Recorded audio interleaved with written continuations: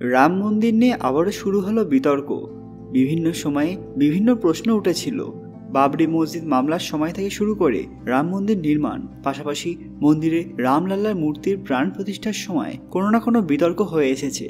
4 শঙ্করাচার্য আগেই বলেছিলেন যে মন্দির পুরোপুরি তৈরি হয়নি, সেখানে মূর্তির প্রাণ প্রতিষ্ঠা কিভাবে হতে পারে। আর সেই ঘটনার পুনরাবৃত্তি হলো আবার। তবে এবার অভিযোগ করেছেন মন্দিরের এক প্রধান। ঠিক কি ঘটেছে জানলে আপনারাও চমকে উঠবেন। কমেন্টে জয় শ্রীরাম লিখতে ভুলবেন না। সকলকে পুরাণ কথা নতুন একটি ভিডিওতে স্বাগত। আজকে আপনারা জানবেন অযোধ্যার রাম মূর্তির বড় বিতর্ক। ভিডিওতে এগোনোর আগে সবাই কাইন্ডলি আমাদের চ্যানেলটি সাবস্ক্রাইব করে নেবেন।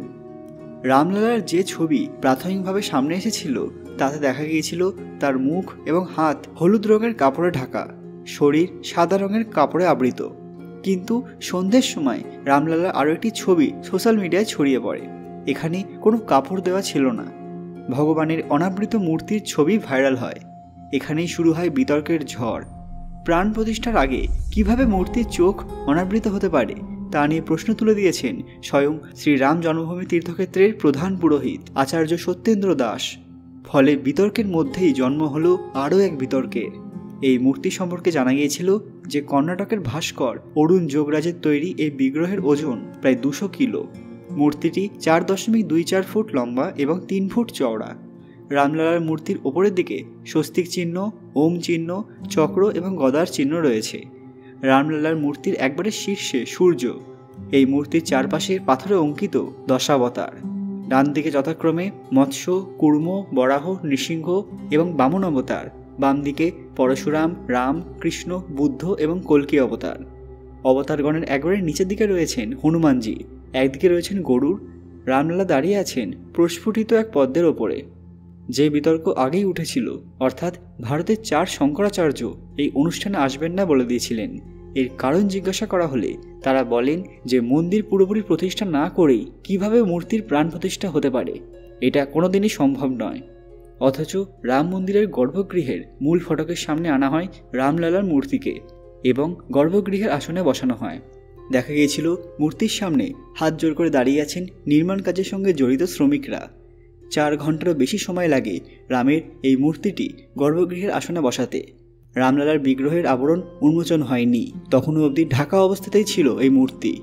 নিয়ম অনুযায়ী মন্ত্রোচ্চারণের মাধ্যমে রামলালার মূর্তি গর্ভগৃহে স্থাপন করা হয়। মূর্তি প্রকাশ্যে এলেও তার চোখে হলুদ কাপড় দেওয়া ছিল। প্রাণ প্রতিষ্ঠার পরেই এই কাপড় খোলা হবে এমনটাই জানা গিয়েছিল। ধর্মীয় ধারণা অনুযায়ী যখন কোনো ভক্ত ইষ্ট দেবতা দর্শন করে তখন সবার আগে দেবতার চোখে দেখে।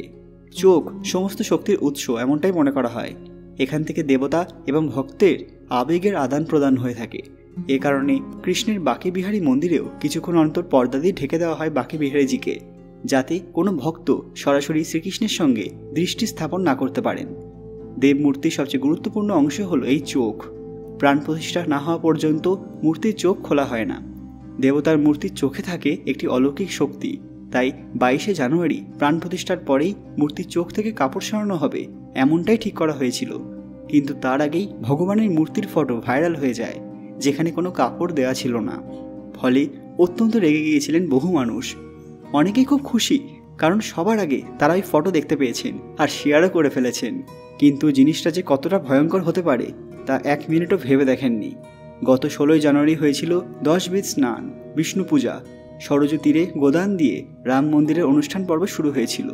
এর পরের দিন রামলালার মূর্তি নিয়ে শোভাযাত্রার মাধ্যমে অযোধ্যায় পৌঁছানো হয়েছিল। তাদের সঙ্গে ছিল সরযূর জলে পূর্ণ কলস। এরপর 19শে জানুয়ারি নবগ্রহ প্রতিষ্ঠা হয়েছিল হোম। 20 জানুয়ারি সরযূর জলে মন্দির ধোয়া হয়েছিল। এরপর রামলালাকে 125 কলস জলে স্নান করানো হয়েছিল। ফলে কোনো দিক দিয়ে কমতি রাখা হয়নি কিন্তু। অথচ এর মধ্যেও বিতর্কের অন্ধকার থেকেই গেল। এর পরিণাম কি হতে পারে সেটা সময় বলবে।